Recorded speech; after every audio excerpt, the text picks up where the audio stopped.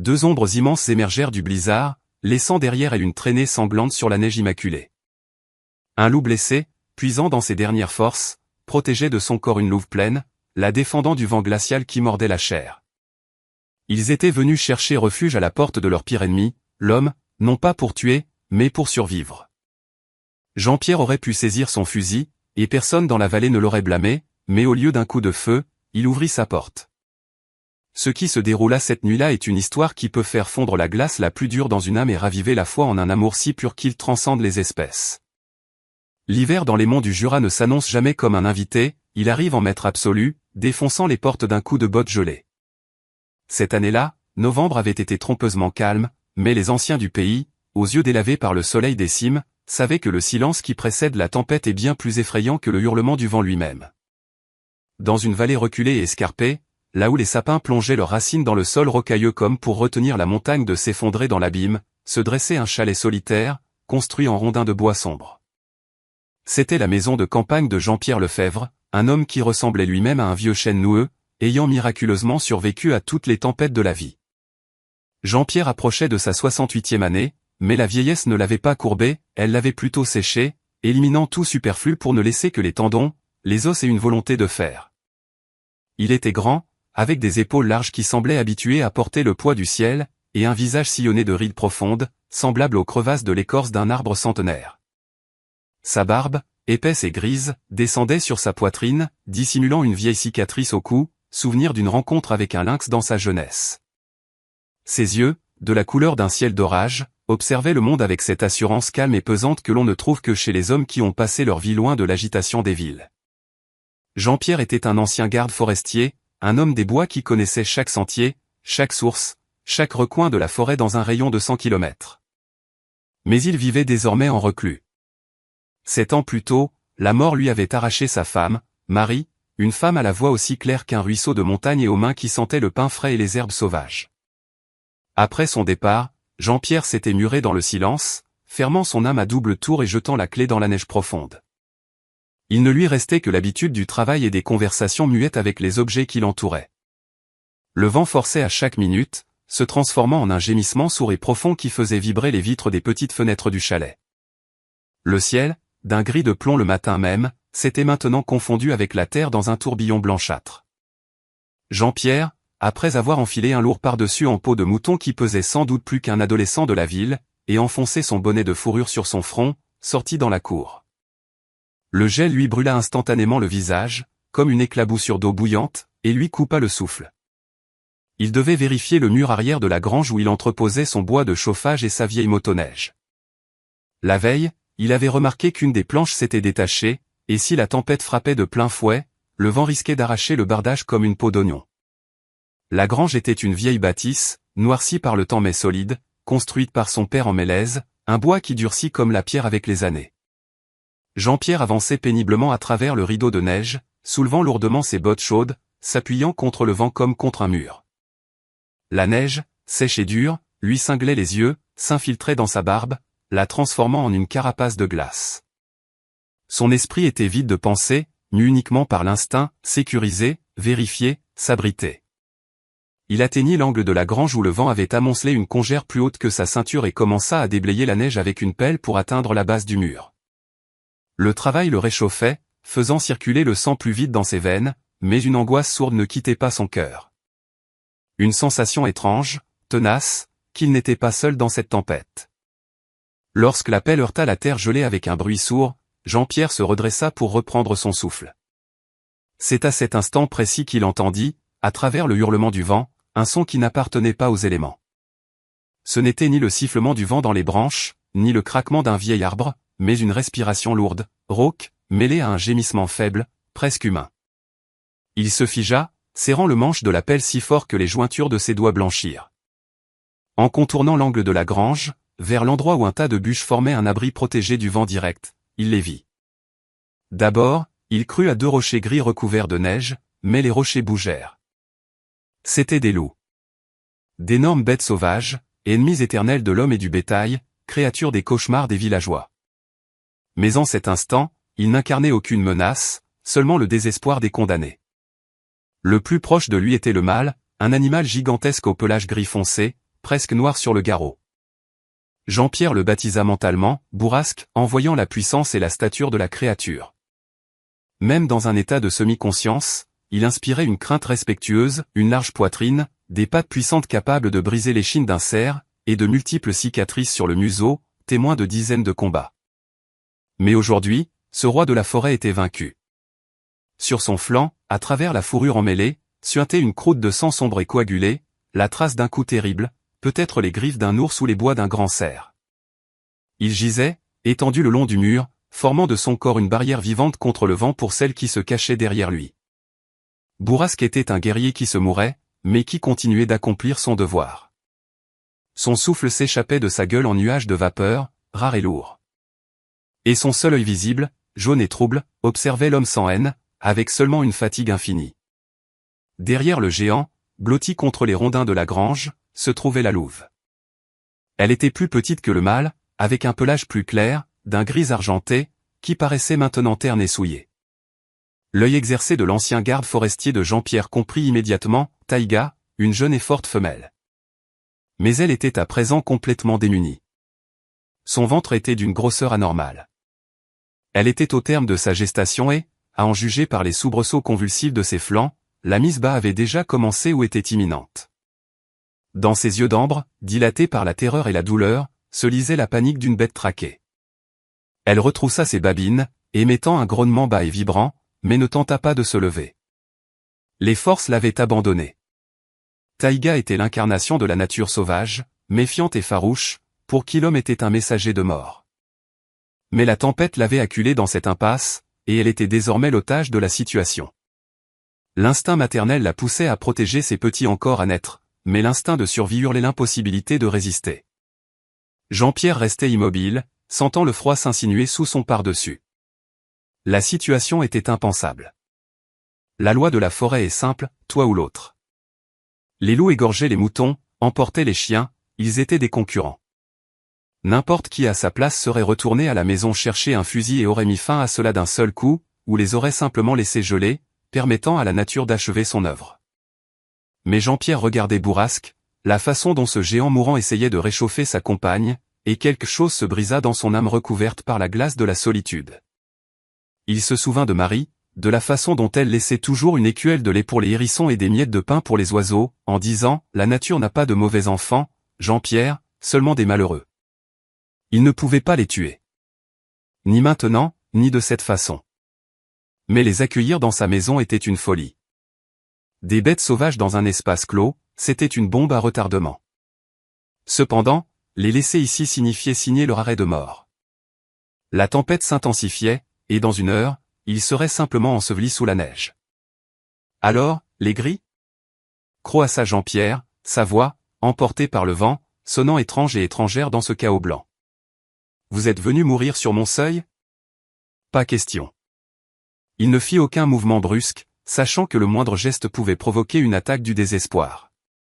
Il changea lentement la pelle de main, non comme une arme, mais comme un outil. Taïga tressaillit, son grognement s'intensifia. Elle essaya de se soulever, mais le poids de son ventre la cloua au sol.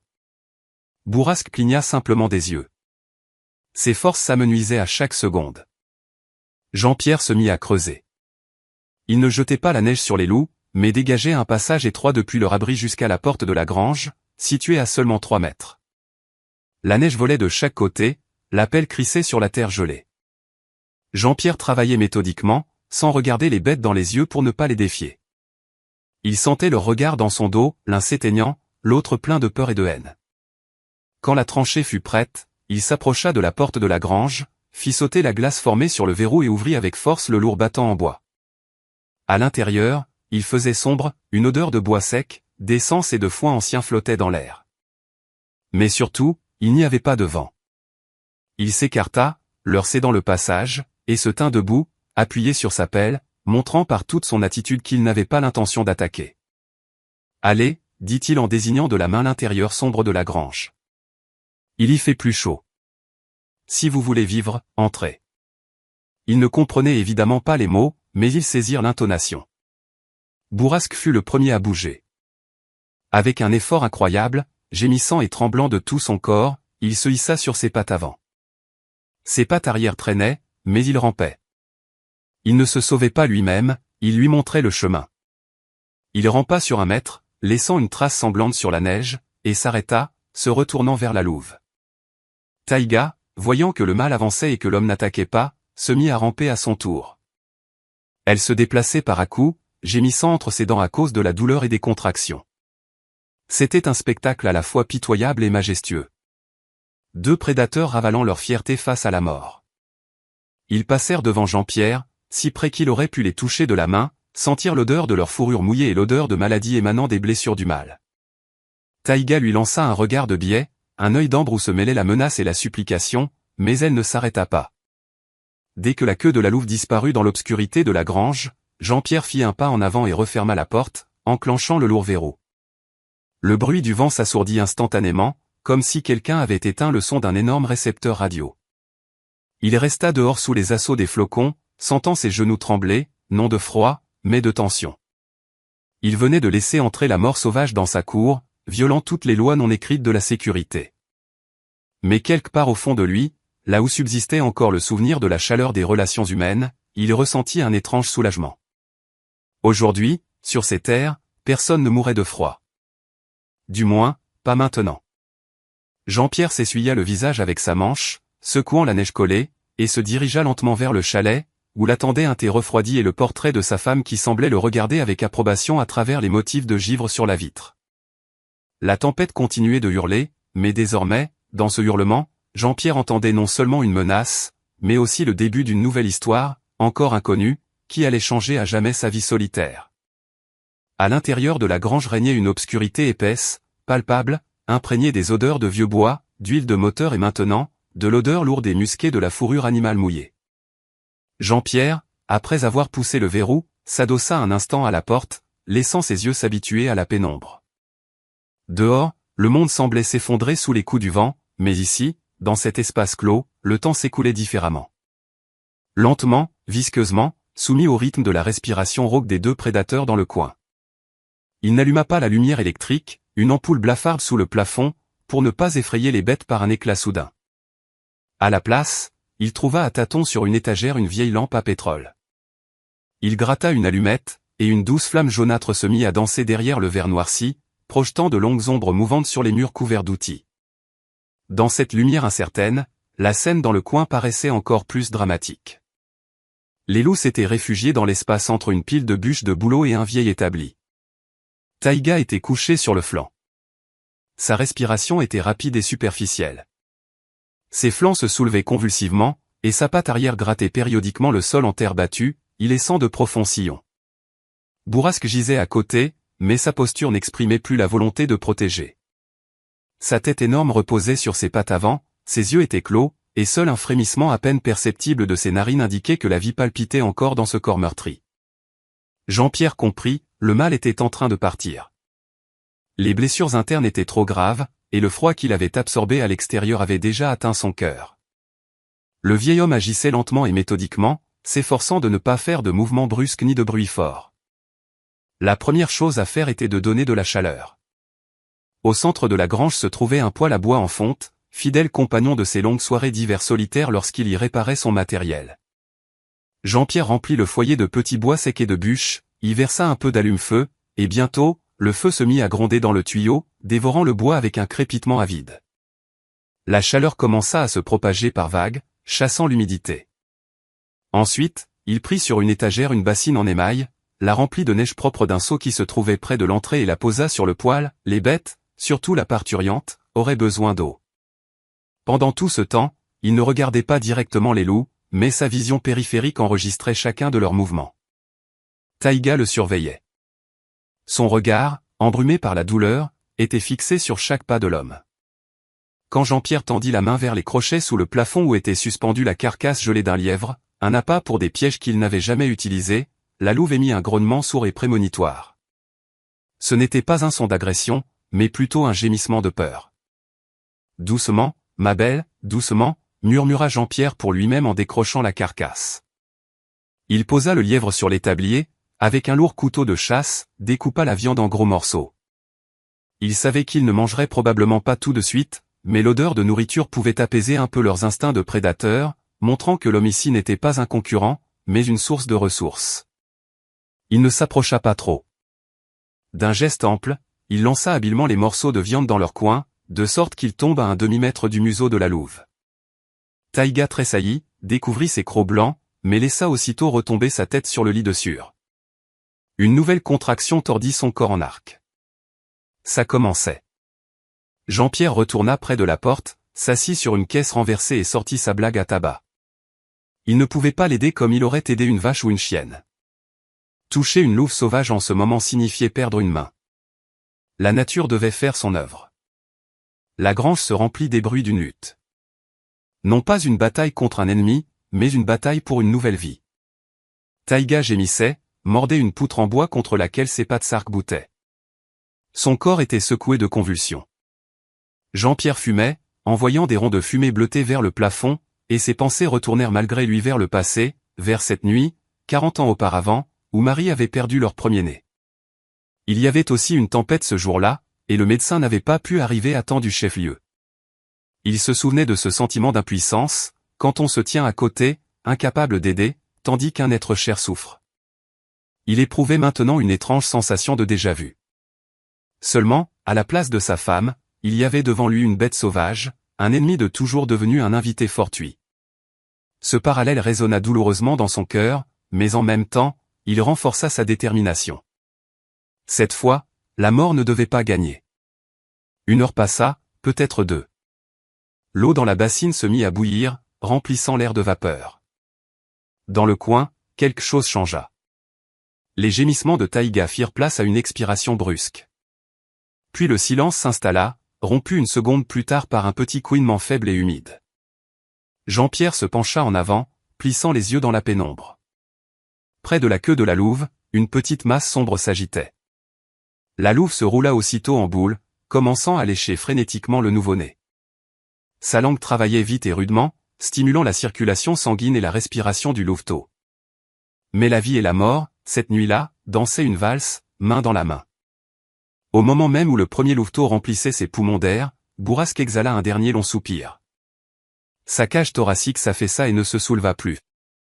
Son énorme tête glissa légèrement de ses pattes, et son œil jaune, jusqu'alors mi-clos, regardait maintenant le vide, vitreux et immobile.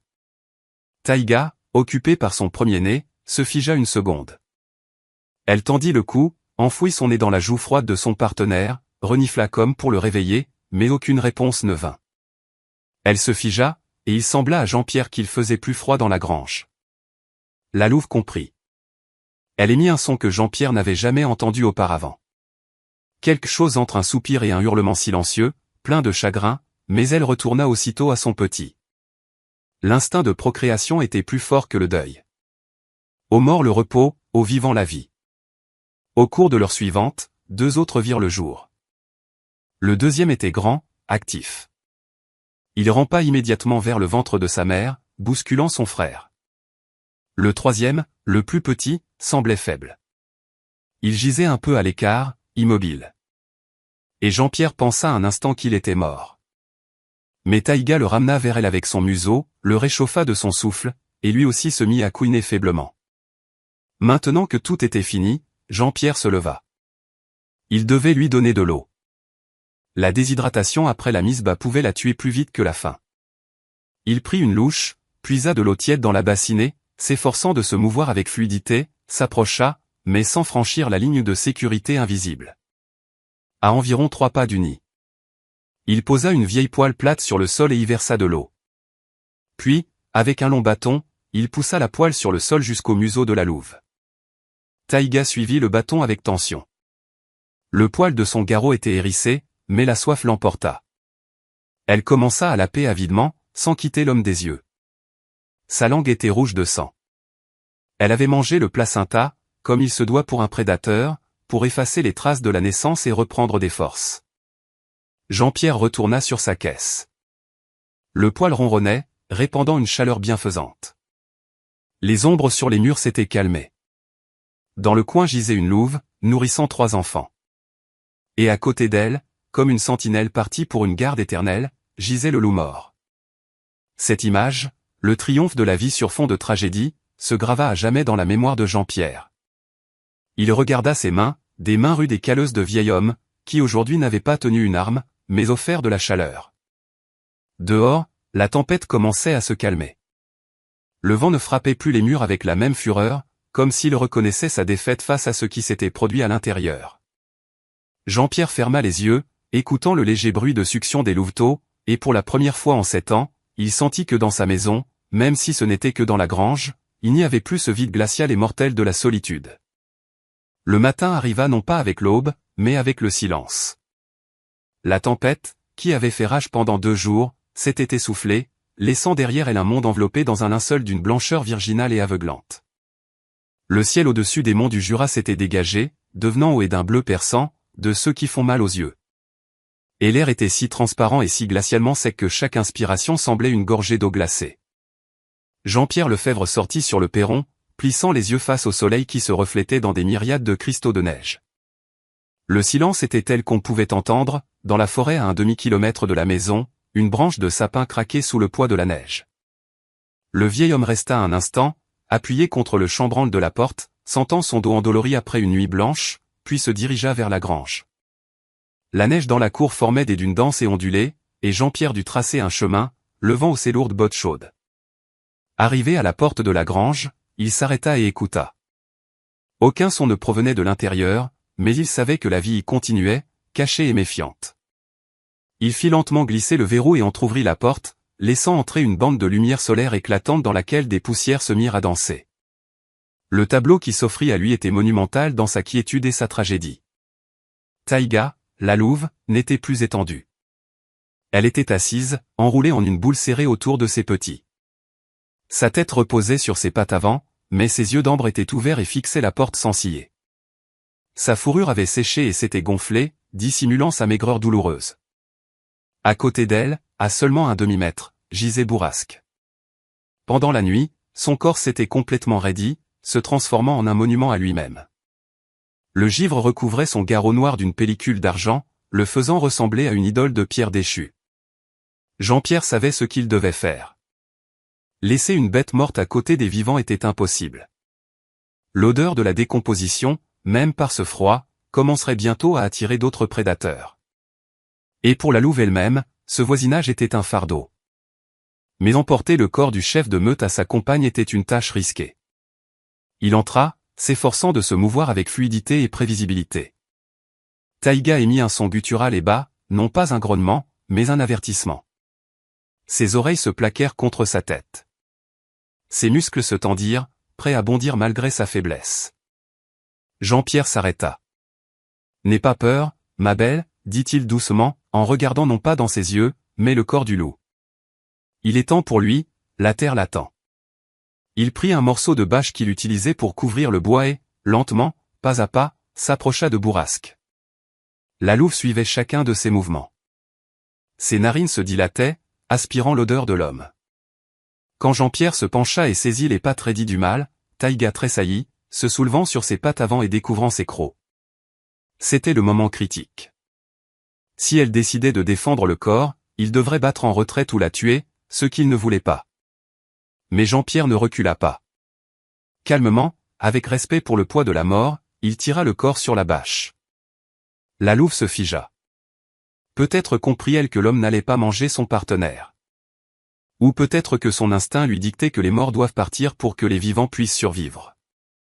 Elle reposa lentement sa tête sur ses pattes, mais son regard resta lourd comme du plomb. Jean-Pierre traîna avec peine la lourde carcasse hors de la grange. Sur la neige, une large trace se forma, semblable au lit d'une rivière asséchée. Il déposa le corps de Bourrasque sur un traîneau en bois, un simple traîneau sans patins qu'il utilisait pour transporter le bois mort, et s'attela à la sangle. Le chemin serait long. Il avait décidé d'enterrer le loup non pas simplement dans la forêt, mais dans un lieu spécial, au pied d'un vieux sapin qui se dressait au bord d'une falaise surplombant la Durance. Ce sapin était pour Jean-Pierre une sorte de temple. Il devait avoir 300 ans. Ses racines, noueuses et puissantes comme les veines de la terre, enlaçaient les rochers, retenant l'arbre au-dessus du vide. C'est ici que Jean-Pierre s'asseyait souvent le soir, parlant à sa femme. C'est ici qu'il se sentait connecté à quelque chose de plus grand que la simple nature. Tirer le fardeau dans la neige profonde était difficile.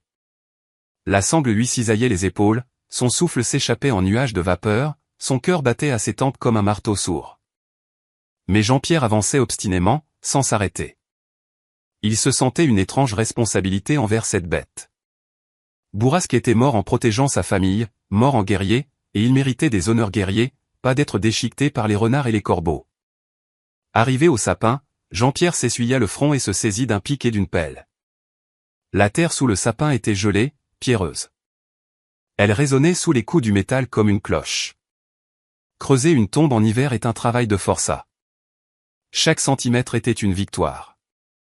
Jean-Pierre brisait le sol gelé, jetait des éclats de pierre, et à chaque coup, ce n'était pas seulement la fatigue qui sortait de lui, mais aussi l'amertume accumulée au fil des ans. Il pensait à la bizarrerie de la vie. La veille, il aurait pu abattre cette bête, et aujourd'hui, il lui creusait une tombe, y consacrant ses dernières forces. Le soleil commençait déjà à décliner vers l'ouest, colorant les sommets enneigés de rose et d'or. Quand la fosse fut prête, il y descendit le corps du loup, le couchant sur le flanc, comme s'il dormait simplement. Avant de reboucher la tombe, Jean-Pierre se tint un instant en silence, son bonnet à la main malgré le gel. Le vent agitait les cheveux gris du vieil homme et la fourrure noire de la bête. « Dors, mon frère, murmura-t-il. Tu as fait tout ce que tu pouvais. C'est mon tour de garde maintenant. » Il reboucha la fosse, formant un petit monticule, et le recouvrit de lourdes pierres pour que les bêtes ne déterrent pas la tombe. Au sommet, directement dans la terre gelée, il planta un vieux piège rouillé qu'il avait trouvé dans la grange, cassé, le ressort brisé. C'était un symbole, le signe que la guerre entre cette maison et la forêt était terminée. Quand il rentra au chalet, la nuit était déjà tombée. La grange l'accueillit dans le silence. Taïga ne dormait pas. Elle était dans la même position, mais maintenant, dans son regard fixé sur l'homme qui entrait, il y avait quelque chose de nouveau. Pas de la gratitude. Les loups ne connaissent pas la gratitude humaine. Mais une reconnaissance. Il avait enlevé le corps qui était devenu un fardeau dangereux, et n'avait fait de mal ni à elle ni à ses enfants. C'était le début d'une paix fragile, fondée non sur l'amitié, mais sur l'intérêt mutuel et le respect de la force. 3 jours passèrent. Le gel était vif, mordant. La nuit, la température descendait à -30°C, et les rondins de la maison craquaient comme des coups de fusil. Jean-Pierre continuait de porter de l'eau et de la nourriture à la grange, mais maintenant, il ne jetait plus simplement les morceaux, il les laissait à l'entrée, forçant la louve à se lever et à s'approcher. Elle avait besoin de mouvement pour que le sang ne stagne pas, pour que ses muscles retrouvent leur tonus. Taïga se rétablissait rapidement. La nature sauvage l'avait doté d'une incroyable capacité de régénération. Le 4e matin, en sortant sur le perron, Jean-Pierre vit que la porte de la grange, qu'il avait laissée entr'ouverte de la largeur d'une main pour la ventilation, était plus largement ouverte. Sur la neige fraîche, des traces de grandes pattes étaient clairement visibles. Elle menait à la forêt et revenait. Taïga était sortie en reconnaissance. Jean-Pierre se tendit. Partirait-elle? Emporterait-elle les petits maintenant, par un tel froid, alors qu'ils étaient encore aveuglés sans défense? Mais les traces menaient de nouveau à la grange. Elle était revenue. Cependant, ce qu'il vit près du perron le fit s'arrêter net. Sur la marche inférieure, soigneusement déposée, se trouvait la moitié d'une carcasse de lièvre variable. La neige autour était légèrement tassée, et on voyait des gouttes de sang. Jean-Pierre s'accroupit pour examiner le cadeau. Il connaissait les habitudes des loups. Les livres diraient que c'était un signe de gratitude pour le sauvetage. Mais Jean-Pierre, qui avait vécu toute sa vie dans la forêt, connaissait la vérité. Ce n'était pas un cadeau. C'était un paiement. Dans une meute de loups, chaque membre doit être utile. Si tu ne chasses pas, tu ne manges pas. Si tu manges la nourriture d'un autre, tu dois apporter la tienne. Taïga, en acceptant son aide et sa nourriture, l'avait reconnue comme faisant partie de sa meute temporaire, aussi étrange soit-elle, mais elle n'avait pas l'intention d'être une profiteuse. En laissant une partie de sa proie près de son repère, la maison, elle affirmait ses droits sur le territoire et confirmait en même temps son statut. Elle est forte, elle peut chasser, et elle contribue à la survie commune. C'était l'établissement d'une hiérarchie et des règles de cohabitation. Jean-Pierre sourit dans sa barbe, sentant le gel lui pincer les joues. Il ne ramassa pas le lièvre tout de suite. Il se releva, regarda en direction de l'ouverture sombre de la porte de la grange, où il savait que brillaient deux yeux d'ambre attentifs. Il hocha brièvement la tête dans cette direction, acceptant les règles du jeu.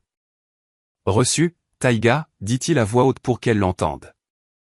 Nous sommes du même sang, toi et moi, jusqu'à la fonte des neiges. » Il rentra dans la maison, éprouvant une étrange fierté.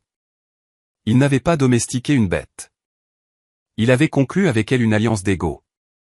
Et cette alliance, scellée par une tombe sous un sapin et du sang sur la neige, était plus solide que n'importe quelle chaîne. Un mois s'écoula sur les monts du Jura comme une longue expiration glaciale.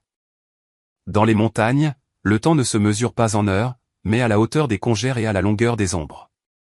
Et à la mi-décembre, l'hiver entra dans sa pleine et impitoyable puissance. Cependant, dans la vieille grange de Jean-Pierre Lefebvre, où régnait il y a peu l'odeur de la mort, bouillonnait maintenant une vie agitée, bruyante et totalement imprévisible. Les louveteaux, nés la nuit de la tempête, avaient ouvert les yeux et commençaient à explorer le monde, qui pour l'instant se limitait au mur de la grange et à un petit carré de cour déneigé devant la porte. Ils étaient 3, et chaque jour rendait leur caractère plus distinct, comme si l'on développait une photographie sur du papier blanc. Le premier-né, le plus grand, fut nommé Gris. C'était un vrai fils de son père bourrasque, puissant, avec une large poitrine et une bande sombre, presque noire, le long de l'échine. Déjà, à l'âge d'1 mois, il montrait des aptitudes de leader et de tyran.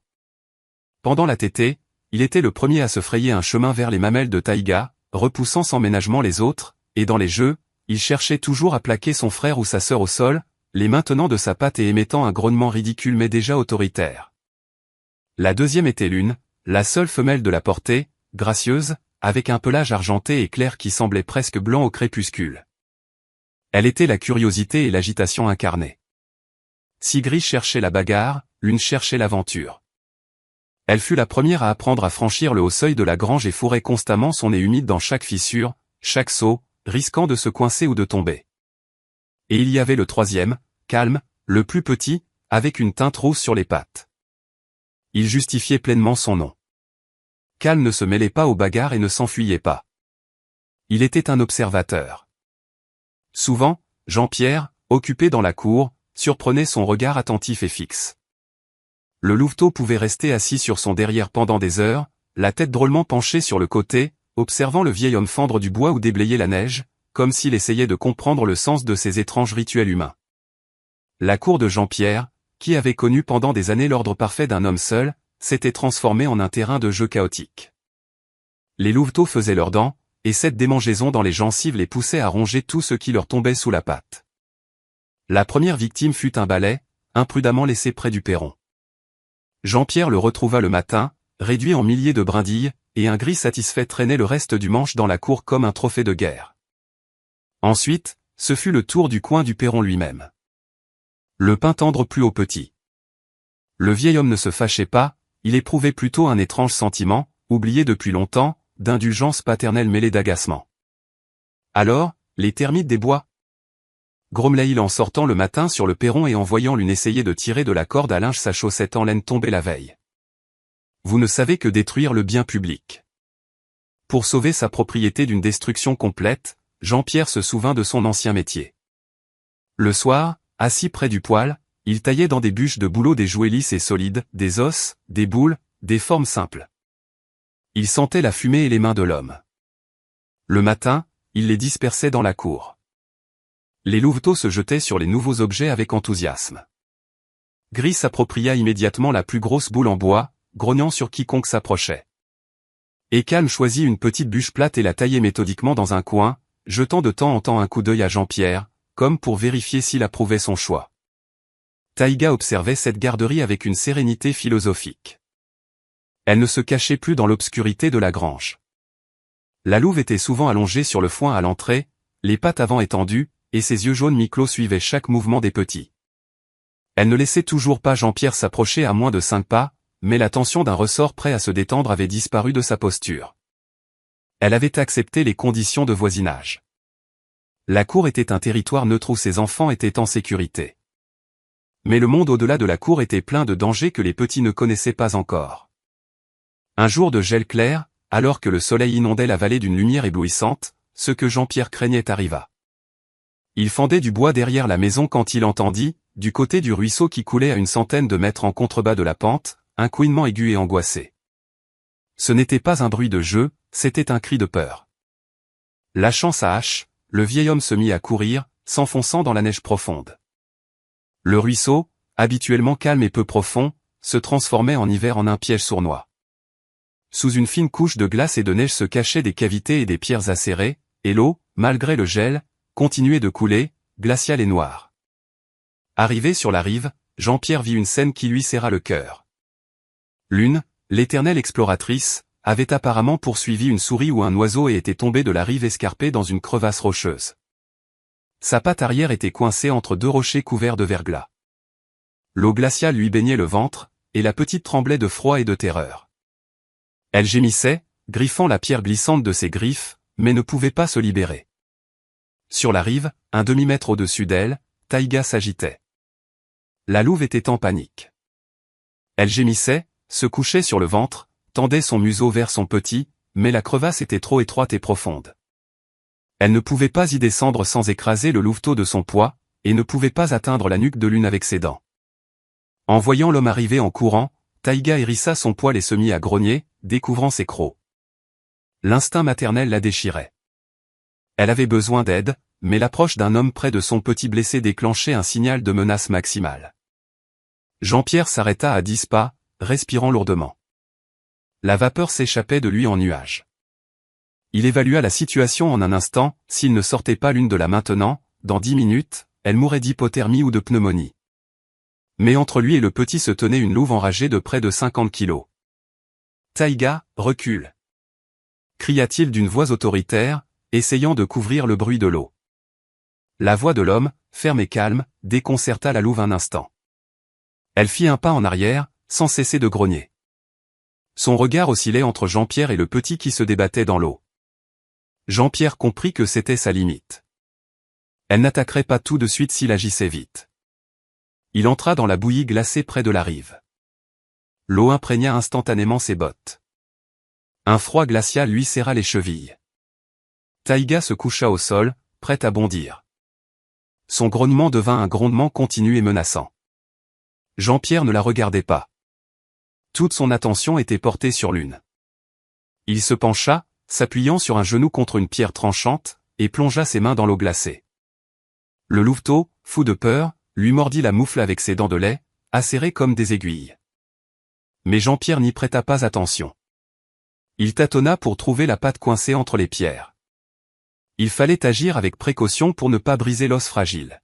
« Tiens bon, petite sotte », murmura-t-il, en appuyant sur une pierre d'une main et en tournant doucement la patte de l'autre. La pierre, glissante de mousse et de glace, céda d'1 millimètre. C'était suffisant. D'un coup sec, Jean-Pierre libéra la patte, attrapa le petit trempé et tremblant sous le ventre et, d'un seul mouvement, le jeta sur la neige, loin de la crevasse, droit vers les pattes de sa mère. Dès que l'une toucha le sol, Taïga cessa de grogner. Elle se jeta sur le petit, non pas avec colère, mais avec avidité, commençant à le lécher frénétiquement, enlevant l'eau glacée et le réchauffant de sa chaleur. Jean-Pierre, lentement, à reculons, sortit du ruisseau. Ses jambes avaient déjà perdu toute sensibilité. Il se tenait debout, s'agrippant au tronc d'un bouleau, et les regardait. Taïga se détacha un instant du petit. Ses yeux rencontrèrent ceux de l'homme. Dans ce regard, il n'y avait pas de gratitude humaine, celle dont on parle dans les contes de fées. Il y avait quelque chose de plus ancien et de plus honnête, une compréhension de la force et de l'absence d'hostilité. Elle avait compris qu'il aurait pu tuer, mais qu'il avait sauvé. Elle renifla, poussa du nez une lune trempée et gémissante et la mena, ainsi que ses frères silencieux qui avaient observé la scène à distance de sécurité, en direction de la grange. Jean-Pierre resta seul près du ruisseau. Il vida l'eau de ses bottes, sentant ses doigts commencer à s'engourdir, et, avec un sourire en coin, il murmura « Et voilà. On m'a nommé parrain. » En boitant, il se dirigea vers la maison, sachant qu'aujourd'hui, la frontière entre les mondes s'était à nouveau déplacée, devenant un peu plus transparente, mais restant tout aussi dangereuse que la fine glace d'un ruisseau de montagne. La fin décembre dans les monts du Jura fut glaciale et inquiétante. Le soleil, se hissant à peine au-dessus des crêtes dentelées des montagnes, brillait d'un éclat vif mais ne chauffait pas, inondant la vallée d'une lumière froide et sans vie où chaque ombre semblait découpée dans du papier noir. Le monde autour du chalet de Jean-Pierre Lefebvre avait changé de manière imperceptible, mais irréversible. L'air, qui jusqu'à récemment vibrait d'une pureté cristalline, apportait maintenant des basses terres des odeurs étranges et lourdes qui faisaient que Taïga, la louve, ne tenait plus en place. Elle avait cessé de s'allonger à l'entrée de la grange, observant paresseusement les ébats des petits. Elle était devenue une corde tendue, un concentré de nerfs et d'instinct. La louve tournait pendant des heures autour du périmètre de la cour, transformant la neige en une poudre glacée. Ses narines aspiraient avidement l'air, et le poil de son garrot était hérissé, comme si elle sentait le contact d'une main de glace invisible. Les louveteaux, gris, lunés calmes, sentant l'humeur de leur mère, s'étaient calmés. Ils n'organisaient plus de jeux bruyants avec les bûches de bois, mais se serraient les uns contre les autres au fond de la grange, ne sortant que rarement leur nez curieux pour recevoir aussitôt de leur mère un grognement sourd et prémonitoire qui les renvoyait dans l'obscurité. Jean-Pierre voyait ces changements. Il connaissait ce langage corporel, le langage de la bête qui a senti un ennemi plus redoutable que le gel et la faim. Un ennemi qui n'a pas l'odeur de la fourrure, mais l'odeur du fer et de la poudre.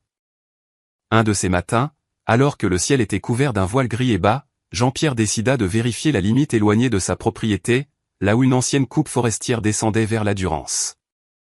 Il chaussa de larges skis de chasse, garnis de peaux de phoque, prit un long bâton et partit dans la forêt. La neige dans la forêt était profonde et poudreuse. Les skis s'enfonçaient, laissant derrière eux des sillons réguliers.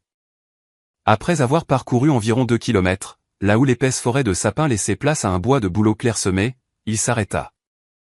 Le silence de la forêt était rompu par une bande laide et étrangère qui fendait la blancheur virginale de la neige. C'était la trace d'une motoneige, une large piste déchiquetée, empestant l'essence et la suie. La trace était fraîche, du matin même. Jean-Pierre s'accroupit, touchant du bout des doigts le bord de la piste. La neige y était compressée jusqu'à la dureté de la pierre. À côté, piétiné dans la congère, se trouvait un mégot de cigarettes sans filtre bon marché, avec un embout écrasé caractéristique. Jean-Pierre le ramassa, émietta le tabac entre ses doigts et fronça sombrement les sourcils. Il savait qui pouvait avoir laissé cette trace. Dans la région, il n'y avait qu'un seul homme qui se fichait des lois de la nature et de l'État. Un homme pour qui la forêt n'était pas un temple, mais une boucherie. Stéphane, surnommé le Brizos, était connu de tous les gardes et chasseurs honnêtes dans un rayon de 100 kilomètres. C'était un homme d'une 50aine d'années, mais il en paraissait 70. Son visage, grêlé de variole et rouge à cause des engelures constantes et de l'alcool bon marché, ressemblait à un morceau de viande crue. Les yeux de Stéphane étaient petits, larmoyants, incolores. Ils ne reflétaient jamais ni pitié, ni pensée, seulement une méchanceté stupide et avide. Il était grand, voûté, avec de longs bras disproportionnés, semblables à des pinces, et portait toujours une veste militaire graisseuse, brûlée en de nombreux endroits, d'où émanait à des kilomètres une odeur de graisse rance et de sang séché. Stéphane ne chassait pas pour se nourrir. Il tuait les bêtes pour leur peau, décimait des portées entières de zibeline, posait des collets pour les porte-muscs, ne dédaignant même pas la chasse printanière à l'ours dans sa tanière, ce qui était considéré parmi les vrais montagnards comme la dernière des bassesses. Quelques années plus tôt, on lui avait retiré son permis et confisqué ses armes. Mais pour des gens comme le Brizos, la loi n'était qu'un bout de papier. Il était de retour. Et il n'était pas revenu pour rien. La rumeur selon laquelle une louve et sa portée avaient été vues dans la vieille vallée avait pu atteindre le village. Des louveteaux en hiver, c'est de l'argent, et 3 louveteaux, c'est une proie facile, pour laquelle les receleurs de la ville paieraient un prix équivalent à un mois de beuverie. Jean-Pierre serra le mégot dans son poing jusqu'à ce qu'il se réduise en poussière. La guerre était venue à sa porte. De retour à la maison, Jean-Pierre ne prit pas de thé. Il sortit de sous son lit une vieille housse en toile, en souffla la poussière et en extirpa son fusil de chasse juxtaposé de calibre 12. Le fusil était vieux. Le bronzage des canons était usé jusqu'au métal blanc. La crosse en hêtre avait noirci avec le temps et l'usage. Mais les mécanismes fonctionnaient comme une horloge. Jean-Pierre s'assit à la table, étala des chiffons, une burette d'huile et commença le nettoyage. C'était un rituel. L'odeur de l'huile d'arme se mêla dans le chalet à celle des herbes séchées. Taïga, sentant cette odeur, s'approcha de la porte ouverte de la grange et se figea, aspirant l'air par ses narines. Elle connaissait cette odeur. Pour tout loup, l'odeur d'un fusil est l'odeur de la mort. Mais maintenant, en regardant l'homme qui nettoyait tranquillement les canons, elle ne s'enfuit pas. Un changement s'était produit dans ses instincts. Cet homme avec le bâton tonnerre ne se préparait pas à l'attaquer. Elle sentait sa tension, sa colère, dirigée non pas vers l'intérieur de la cour, mais vers l'extérieur, d'où venait l'odeur d'essence. Jean-Pierre croisa son regard à travers la fenêtre. « Oui, ma fille, dit-il doucement en refermant le devant du fusil. Nous avons de la visite, de la mauvaise visite. » Il chargea des cartouches à chevrotine pour le loup, mais cette fois, ces chevrotines étaient destinées à protéger les loups. Il n'avait pas l'intention de tirer sur un homme, Dieu l'en préserve, mais un coup de feu en l'air est parfois plus efficace que n'importe quel mot. Le lendemain matin, à peine le jour levé, Jean-Pierre décida de vérifier le sentier menant à la source qui ne gelait jamais, où il prenait son eau. C'était le seul endroit du coin où l'eau jaillissait de terre, une source tiède empêchant la glace de prendre. Les animaux y venaient aussi pour s'abreuver. Taïga, voyant le vieil homme sortir de la cour, le fusil à l'épaule, se glissa silencieusement derrière lui. Elle ne marchait pas à ses côtés comme un chien, mais se tenait à distance, à une vingtaine de mètres, se cachant derrière les troncs d'arbres et les buissons, se fondant dans la neige grise, si bien qu'on ne la remarquait qu'à son mouvement. Jean-Pierre marchait lentement, inspectant attentivement chaque buisson, chaque branche. La forêt semblait vide, mais c'était un vide trompeur. En approchant de la source, il remarqua que la neige sur le sentier, habituellement lisse, paraissait à un endroit un peu plus poudreuse, comme si quelqu'un l'avait récemment recouverte d'une nouvelle couche. Il avait déjà levé le pied pour faire un pas, quand soudain, derrière lui, retentit un grognement court et sourd, non pas menaçant, mais sec, comme un ordre. Jean-Pierre se figea, sans poser le pied. Il se retourna. Taïga se tenait à découvert au milieu du sentier. Le poil de son garrot était hérissé. Ses oreilles étaient plaquées, et son museau pointait droit vers l'endroit où il allait poser le pied. Elle ne s'était pas approchée, ne l'avait pas tiré par le pantalon comme dans un film de série B. Elle avait simplement signalé le danger par son comportement. Jean-Pierre reposa lentement son pied dans son ancienne trace. Puis il enleva un skier, du bout de son bâton, sonda prudemment la neige poudreuse devant lui. Un déclic métallique sec retentit, qui sembla faire trembler les sapins, et dessous la neige, avec un claquement, jaillirent, se refermant, des mâchoires d'acier rouillé. C'était un piège à loup numéro 5, avec des dents soudées. Un engin terrible, capable de briser l'os d'un élan adulte, et d'arracher la jambe d'un homme jusqu'au genou. Sans l'avertissement de Taïga, Jean-Pierre serait maintenant étendu là, se vidant de son sang dans le froid. Une sueur froide perla dans son dos. Stéphane ne se contentait pas de poser des collets, il minait les accès à l'eau, sachant que tôt ou tard, les bêtes viendraient boire. Et il se fichait de savoir qui tomberait dans le piège, un loup, un chevreuil ou un homme. Jean-Pierre souleva le lourd piège avec son bâton. La chaîne était vissée aux racines d'un bouleau puissant. Le vieil homme sortit de sa poche une pince coupante qu'il portait toujours sur lui, coupa avec peine le fil de fer et jeta le fer mortel loin dans les buissons, dans un ravin profond où personne ne le trouverait avant le printemps. Il regarda Taïga. La louve se tenait immobile. Ses yeux jaunes rencontrèrent ses yeux gris. Dans ce dialogue silencieux entre deux êtres, séparés par des millénaires d'évolution mais unis par une menace commune, naquit une compréhension. Ils n'étaient plus de simples voisins, ils étaient des alliés dans une guerre pour la survie. Jean-Pierre ajusta le fusil sur son épaule, et son visage devint dur comme le granit des falaises du Jura. « Eh bien, Stéphane » murmura-t-il dans l'air glacial. « Tu l'as cherché.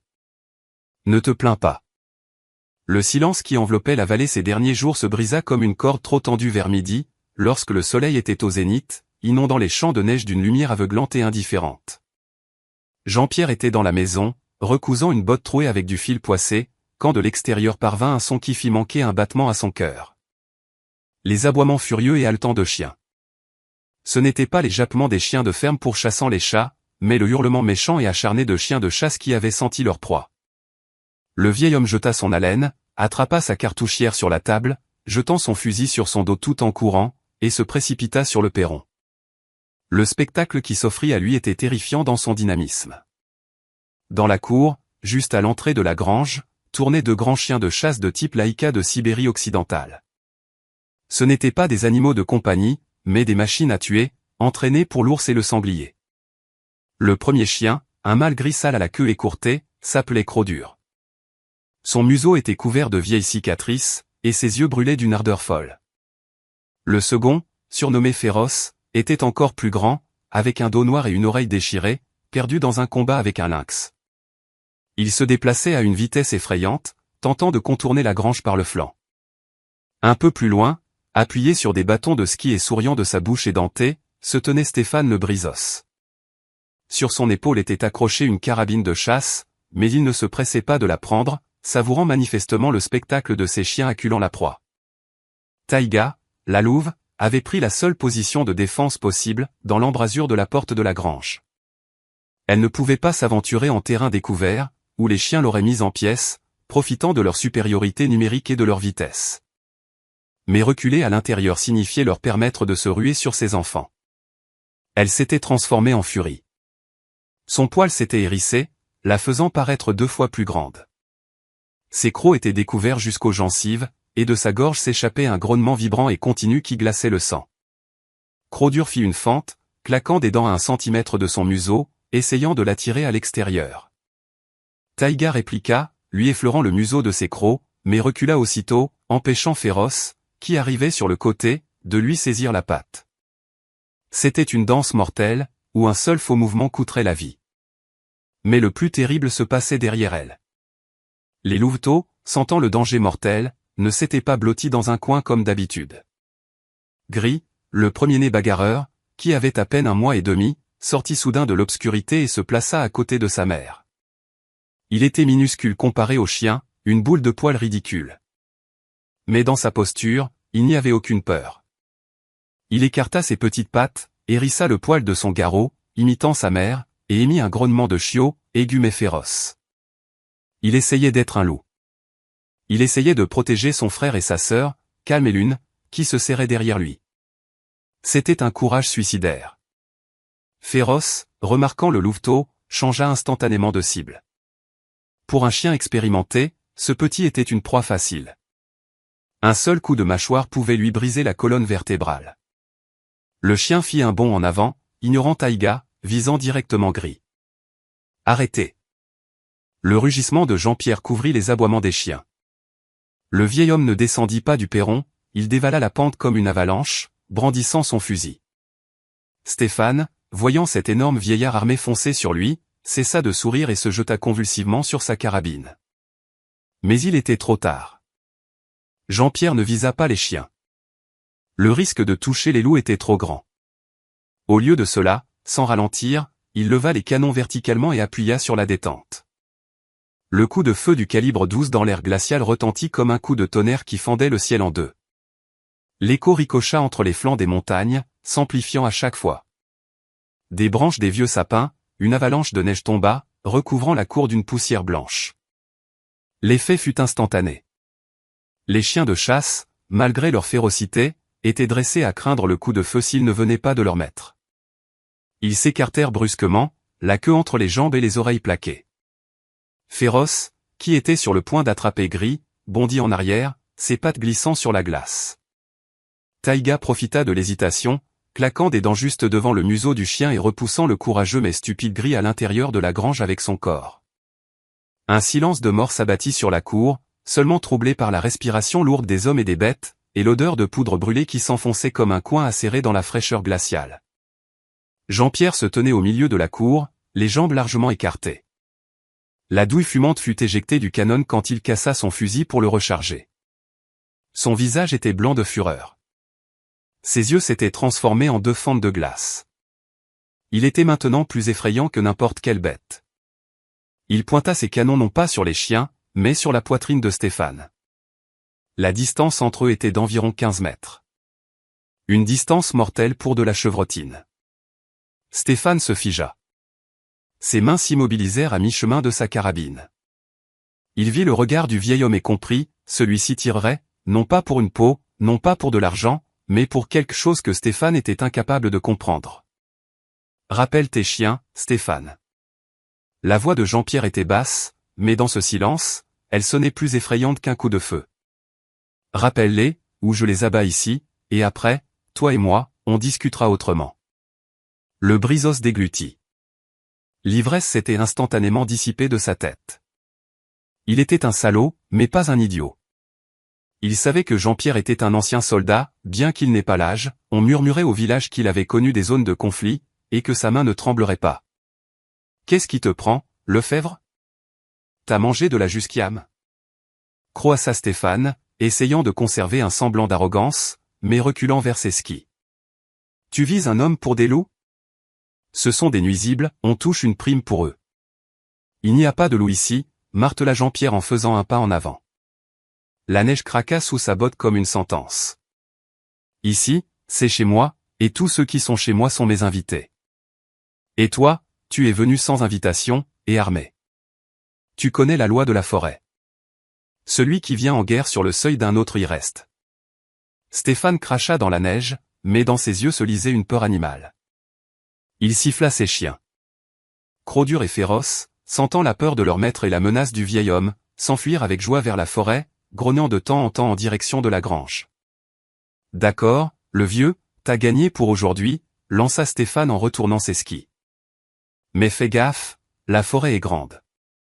Tes loups vont grandir, ils commenceront à attaquer le bétail, et c'est toi qui viendras me supplier. Taré. » Il se poussa avec ses bâtons et, rapidement, trop rapidement pour un simple départ, il s'éloigna en glissant vers sa motoneige laissée près de la coupe. Les chiens le suivirent, la queue basse. Jean-Pierre resta à les regarder partir, sans baisser son fusil, jusqu'à ce que le bruit du moteur de la motoneige s'éteigne au loin, se dissolvant dans l'air épais. Ce n'est qu'alors qu'il désarma lentement les chiens et expira, sentant un tremblement de décompression lui secouer les mains. Il se tourna vers la grange. Taïga était toujours dans l'embrasure, mais le poil de son garrot commençait à se calmer. Elle regardait Jean-Pierre d'un regard fixe. Il n'y avait pas dans ce regard la douceur qu'a un chien accueillant son maître. C'était le regard d'un égal à un égal. Elle avait vu comment il s'était interposé entre ses enfants et la mort. Elle avait vu comment il avait chassé la meute étrangère. À côté de sa patte, le museau de gris apparut. Le louveteau tremblait, l'adrénaline retombait, laissant place à la peur. Mais lui aussi regardait l'homme. Jean-Pierre ne s'approcha pas. Il savait qu'ils avaient maintenant besoin de se calmer. Il se contenta de hocher la tête à la louve, comme à un vieux camarade après un combat, et rentra dans la maison, sentant une fatigue de plomb s'abattre sur ses épaules. Aujourd'hui, il avait franchi une ligne. Il était devenu l'ennemi des hommes pour protéger des bêtes. Mais en regardant le ciel pur et haut, auquel il venait d'envoyer un salut de plomb, Jean-Pierre Lefebvre ne ressentait aucun regret. Il sentait seulement qu'il avait fait ce qu'il fallait. Les jours qui suivirent la visite de Stéphane s'écoulèrent comme de la résine épaisse et figée. La tension qui pesait sur la vallée ne se dissipa qu'une semaine plus tard, lorsque la motoneige de service, une Taïga, peinte de bandes bleues de la garde forestière, pétarada devant le portail de Jean-Pierre. Lucas Bernard, le jeune inspecteur affecté à ce secteur cet automne-là, sauta de la selle. Lucas était un garçon d'environ 25 ans, le teint rubicond à cause du gel et d'une jeunesse éternelle, avec un visage ouvert et simple. Il était grand mais gauche, s'emmêlant constamment dans les longs pans de son par-dessus d'uniforme, mais ses yeux étaient honnêtes, d'un bleu clair, regardant le monde avec un optimisme inébranlable. Lucas vénérait Jean-Pierre, le considérant comme une légende vivante de la région, et essayait toujours d'apporter au vieil homme un journal ou une miche de pain frais de la ville. Cette fois, il apportait des nouvelles plus importantes que le pain. Tout en secouant la neige de son bonnet sur le perron et en s'efforçant de ne pas regarder les traces de loup qui parsemaient la cour, bien qu'il les ait évidemment remarquées, il garda un silence poli. Lucas raconta que Stéphane le Brisos avait été pris en flagrant délit près d'un refuge forestier éloigné. Dans son traîneau, on avait trouvé les peaux de 2 porcs musqués, pire encore, la patte d'un ours. Le braconnier risquait maintenant une peine de prison ferme, et la forêt pouvait respirer. Jean-Pierre écoutait en hochant la tête, sentant le poing invisible qui serrait son cœur ces derniers jours se desserrer. La menace humaine était passée. Mais une autre fatalité, dictée non plus par le code pénal mais par la loi de la nature, qui ne connaît pas d'appel, la remplaçait. Décembre avait dépassé sa moitié, approchant du point le plus sombre de l'année. Les louveteaux, ces drôles de boules de poils qui se prenaient les pattes il y a peu, s'étaient transformés. C'étaient maintenant des adolescents, anguleux, aux longues pattes, avec des pieds et des oreilles disproportionnés, mais déjà dangereux. Gris avait presque atteint la taille de sa mère. Son pelage avait foncé, devenant dru et épais, capable de supporter une nuit dans une congère. Il ne jouait plus à des jeux d'enfants. Ces divertissements étaient devenus des entraînements à la mise à mort. Il pouvait rester des heures en embuscade derrière le tas de bois, guettant un jet imprudent. Et son saut était fulgurant.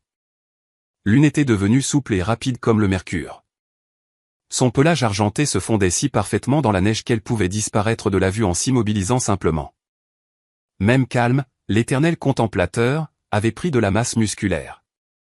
Son regard était devenu lourd et attentif, le regard d'un prédateur qui évalue ses chances. La grange était devenue trop petite pour eux. Ils passaient de plus en plus de temps dehors, ne craignant pas le gel, et une nouvelle caractéristique apparut dans leur comportement, la nostalgie. Le soir, quand la pleine lune glaciale apparaissait dans le ciel, ils se mettaient à hurler. Ce n'était plus le gémissement plaintif des premiers jours. C'était un chant. Gris commençait le premier, d'une basse profonde et caverneuse. L'une enchaînait avec un soprano aigu et vibrant, et Taïga tissait dans ce chœur la note puissante et autoritaire du chef de meute. Ils appelaient, ils écoutaient, et la forêt leur répondait. Des crêtes lointaines, à des kilomètres de là, parvenait le hurlement en réponse des meutes sauvages. Là-bas, au cœur de la forêt, commençait la période du rut. Le temps de créer de nouvelles alliances et de se battre pour des territoires. Les loups étaient attirés par une force ancestrale du sang, à laquelle il est impossible de résister.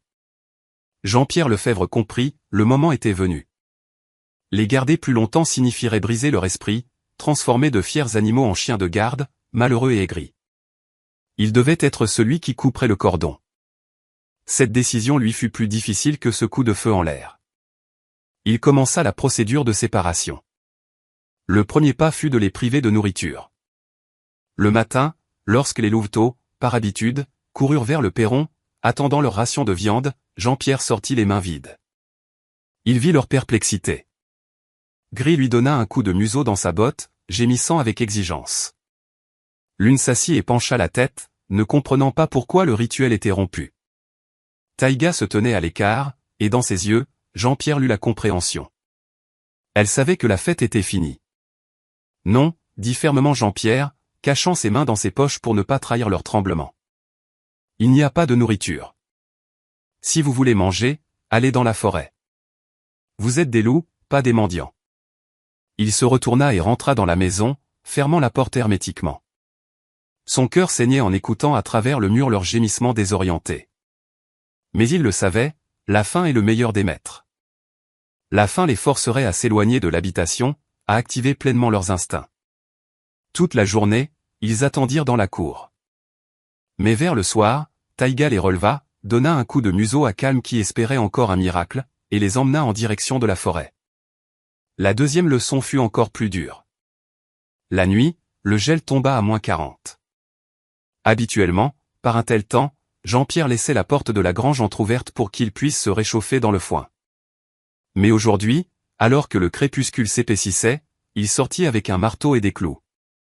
Sous le regard attentif de Taïga, revenu d'une chasse infructueuse, il cloua hermétiquement la porte de la grange. Le son du marteau résonnait dans l'air glacial comme les coups du destin. Les louveteaux s'agitaient près du mur, griffant le bois, essayant d'entrer dans leur repère chaud et sûr.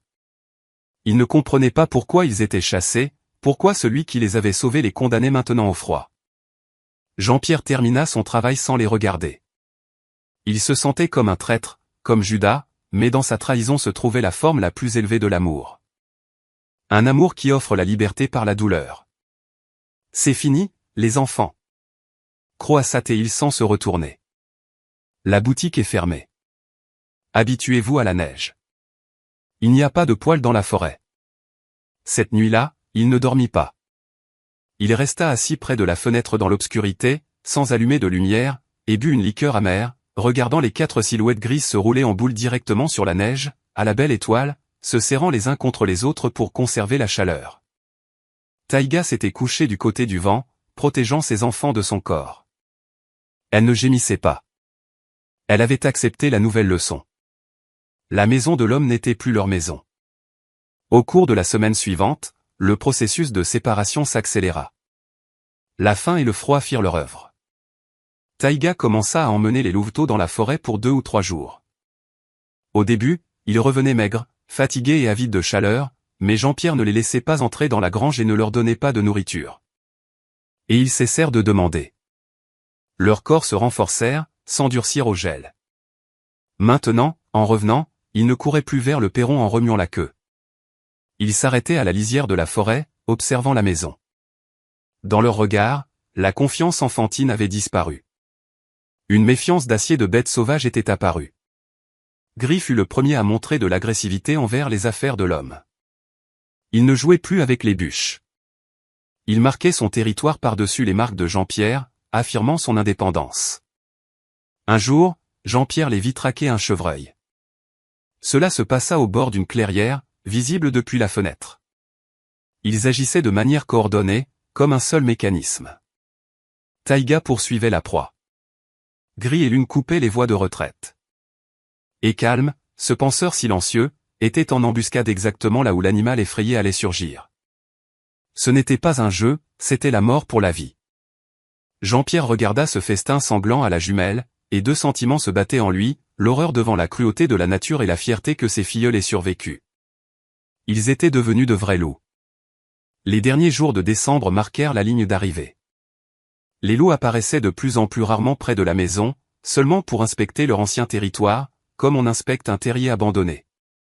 Le lien se rompait, le fil s'amincissait. Jean-Pierre sentait la maison se vider, le silence d'antan revenir, mais maintenant, il n'était plus vide. Il était rempli de l'attente du dénouement. Un soir, alors que Lucas était de nouveau passé voir le vieil homme, il remarqua un changement chez Jean-Pierre. Le vieil homme avait maigri, était devenu encore plus silencieux, mais dans ses yeux était apparue une sorte de paix solennelle. Alors, Jean-Pierre, ils sont partis, vos locataires ? Demanda Lucas en allumant une cigarette sur le perron. Ils s'en vont, Lucas, ils s'en vont, répondit Jean-Pierre en regardant le mur sombre de la forêt. Et Dieu merci. Leur place n'est pas ici. Ils ont bientôt leurs propres amours, leurs propres lois. Il ne raconta pas au jeune homme à quel point il avait été douloureux de clouer la porte de la grange au nez des louveteaux. C'était son secret, sa croix et sa fierté. Il ne les avait pas sauvés pour lui, il les avait sauvés pour la forêt. Et la forêt avait déjà tendu vers eux ses mains glacées, prête à accueillir ses enfants prodiguant son sein. Le 31 décembre tomba sur les monts du Jura avec une douce chute de neige poudreuse, recouvrant le monde d'un silence que l'on ne connaît qu'avant la naissance de quelque chose de nouveau. Jean-Pierre Lefebvre se réveilla à l'aube, sentant dans sa poitrine une étrange légèreté solennelle. Comme si le lourd sac à dos qu'il avait porté en montagne ces 2 derniers mois avait enfin été déposé au col. La journée se passa en tâches simples et compréhensibles, celles qui ancrent un homme à la terre, l'empêchant de se dissoudre dans la solitude. Il lava les planchers du chalet, les frottant jusqu'à ce qu'ils soient jaunes, sortit du coffre une chemise en lin propre, qui sentait la lavande séchée, celle que Marie lui avait brodée pour leur dernière fête ensemble. Dans le coin, sous les icônes, il alluma une veilleuse, et sa flamme timide se refléta dans la vitre sombre de la fenêtre, rivalisant avec le jour d'hiver déclinant. Le soir, alors que le crépuscule commençait à s'épaissir, transformant les sapins en tours pointus, Jean-Pierre sortit dans la cour. Il ne coupa pas de sapin de Noël. Pourquoi tuer un arbre pour une seule nuit quand on vit dans la forêt ? À la place, il choisit un jeune sapin touffu qui poussait près du perron et le décora avec ce qu'il trouva dans la maison, de vieux rubans rouges, quelques pommes de pin enveloppées dans du papier d'aluminium de chocolat, et une poignée de sorbes, aussi vives que des gouttes de sang sur la neige. C'était son arbre, un modeste hommage à la tradition, un phare de chaleur dans l'océan infini du froid. Vers minuit, il dressa la table, non pas dans la maison, mais directement sur le perron, sur la large balustrade débarrassée de la neige. Il y avait là une bouteille d'eau de vie embuée, une tranche de pain de campagne généreusement saupoudrée de gros sel, et un plat de viande de cerf coupée, les meilleurs morceaux qu'il gardait pour une occasion spéciale. Ce n'était pas son dîner, c'était une offrande. Jean-Pierre enfila son pardessus, s'assit sur une marche et attendit. Le gel était doux, une 15aine de degrés. L'air sentait la résine et la fumée. Le silence était si dense que le bourdonnement dans ses oreilles semblait une musique. Et ils vinrent. Ils n'apparurent pas comme des invités, mais comme des ombres se détachant du mur noir de la forêt. Silencieusement, comme s'ils marchaient sur l'air, 4 silhouettes surgirent à la limite de la lumière provenant de la fenêtre. En un mois, ils avaient changé au point d'être méconnaissables. Ce n'étaient plus les créatures pitoyables et gelées qu'il avait fait entrer dans la grange, ni les adolescents maladroits qui rongeaient le perron. C'était une meute. En tête marchait Taïga. Son pelage d'hiver était lustré, ses muscles roulaient sous sa peau avec la puissance d'un ressort comprimé. Elle se déplaçait avec la grâce d'une reine qui sait que cette terre lui appartient de droit. Derrière elle, un peu en retrait, marchait Gris. Il était devenu immense, atteignant presque sa mère au garrot. Son regard était lourd, direct, dénué de peur. L'une calme se tenait sur les flancs, contrôlant le périmètre. Leurs oreilles captaient chaque bruissement de la nuit. Ils s'arrêtèrent à 10 pas du perron. Personne ne remuait la queue, personne ne gémissait. Entre l'homme et les bêtes s'étendait une ligne invisible qu'aucune des parties n'osait franchir. C'était la distance du respect. Jean-Pierre, lentement pour ne pas effaroucher l'instant, souleva le plat de viande et le renversa doucement dans la neige devant le perron. Les morceaux de viande heurtèrent sourdement la neige durcie. En d'autres temps, il se serait jeté sur la nourriture en se battant et en grognant. Mais aujourd'hui, il restait immobile. Taïga leva la tête et regarda Jean-Pierre droit dans les yeux. Il n'y avait dans ce regard ni demande, ni soumission. Dans ses yeux jaunes se reflétait la flamme de la veilleuse de la fenêtre et la sagesse infinie et froide de la forêt. Elle lui disait adieu. Elle le remerciait non pas pour la nourriture, mais pour lui avoir permis de rester elle-même, pour ne pas lui avoir mis de collier, ne pas l'avoir enfermée dans une cage, mais l'avoir poussée dans le froid quand le moment était venu. Jean-Pierre sentit une boule lui monter à la gorge, mais il se retint. « Bonne année, les vagabonds !» dit-il doucement, et sa voix trembla. Vivez longtemps et ne croisez plus le chemin des hommes. Gris fit un pas en avant, renifla la viande, mais ne la mangea pas. Il leva la tête, regarda l'homme d'un long regard scrutateur, comme pour mémoriser son odeur, l'odeur du seul être au monde qui ne porte pas la mort. Puis il renifla, un nuage de vapeur s'échappa de sa gueule, et il recula dans l'ombre. C'est alors que cela se produisit. Loin en contrebas, dans la vallée où se trouvait le village, l'horloge du vieux clocher se mit à sonner les 12 coups de minuit. Et au dernier coup, les premières fusées de feux d'artifice s'élevèrent dans le ciel. Des lumières vertes, rouges, dorées s'épanouirent au-dessus des montagnes, et quelques secondes plus tard, le grondement parvint jusqu'à la maison de Jean-Pierre, un grondement roulant, étranger, semblable à une canonnade. Les louveteaux tressaillirent, plaquant leurs oreilles. Calme recula, mais Taïga ne bougea pas. Elle regardait les éclairs de feu dans le ciel, non pas avec peur, mais avec défi. Et quand le grondement cessa, elle renversa la tête vers la lune et se mit à chanter. C'était un hurlement qui fit se dresser les cheveux de Jean-Pierre sous son bonnet. Puissant, pur. Il montait vers les étoiles, couvrant l'écho de l'agitation humaine. C'était un hymne à la vie, l'affirmation de leur droit d'être ici, sur cette terre, sous ce ciel. Une seconde plus tard, Gris la rejoignit. Sa basse ajouta au chant puissance et menace. Puis l'une entra, aiguë et sonore, et calme, exécutant des roulades complexes et chatoyantes.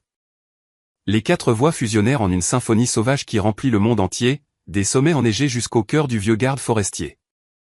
Ils ne chantaient pas pour lui. Ils chantaient pour eux-mêmes, célébrant leur liberté, leur force et leur meute. Le chant cessa aussi soudainement qu'il avait commencé. Taïga baissa la tête, jeta un dernier regard bref à Jean-Pierre, se retourna et partit d'un trot léger vers la forêt. Les louveteaux, non, les jeunes loups maintenant, la suivirent. Ils se dissolvèrent dans l'obscurité des arbres comme s'ils n'avaient jamais été là, ne laissant sur la neige qu'une chaîne de traces profondes et la viande intacte. Le dernier signe qu'ils n'avaient plus besoin d'aumône. Ils avaient choisi la liberté, même si elle était affamée. Jean-Pierre resta seul. Le silence revint, mais il était maintenant différent, non pas vide, mais vibrant, rempli de sens. Il versa dans un verre à facettes de l'eau de vie, le leva vers le ciel étoilé. À ceux qui partent, murmura-t-il, et à ceux qui restent pour attendre. Il but d'un trait, sentant le liquide ardent lui brûler la gorge, chassant le froid. Le vent agita les branches du sapin décoré, faisant tomber une motte de neige au sol. Jean-Pierre baissa les yeux. Là où se tenaient les loups il y a un instant, la neige était retournée par leurs pattes. Et dans l'une de ces cavités, creusée par une puissante poussée de la patte de Gris, Jean-Pierre vit un petit miracle. Sous une épaisse couche de neige, à l'abri du gel, verdoyait une minuscule pousse de jeune sapin, robuste, qui avait percé les aiguilles mortes. Elle était petite, fragile, mais vivante, malgré l'hiver, malgré la glace, malgré tout. Le vieil homme sourit, et les rides de son visage s'adoucirent. La vie continuait. Le cycle s'était refermé pour recommencer. Il resta encore un peu, respirant l'air glacial de la nouvelle année, puis il rentra dans sa maison, où il faisait chaud, où ça sentait le pain et le souvenir, sachant qu'il ne serait plus jamais vraiment seul, tant que quelque part dans les montagnes résonnerait le chant de ses loups.